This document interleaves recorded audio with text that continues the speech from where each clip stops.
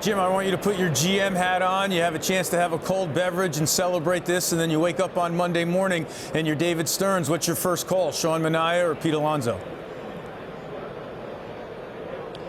Well, I would hope that they were having dual conversations, not at the same time, of course, but having dual conversations with Alonso and Manaea. By the way, it's same agent, so you could have that conversation separately on that. Hey, and it's not any real, it's obvious that the Mets need both of those positions. And if you look around, Alonso, there are a couple of places that could use him, but the highest value, I think, is still with the New York Mets for him. And now that becomes an attractive place for Pete to want to stay. Knowing that you're seeing, wow, you just got the best player in the sport.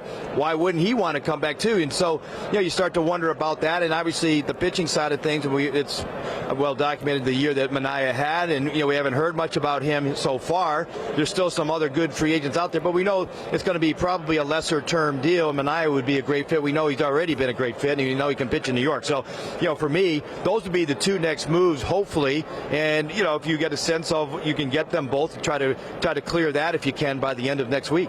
Now, I would just add to that on those two players, Manaea and Alonso, and I bet Jim would agree, that David Stearns isn't going to look at this like, I got Soto, now which one of those guys do I get? He's going to look at each of these in their own vacuum and say, all right, where's the price point on Pete Alonso?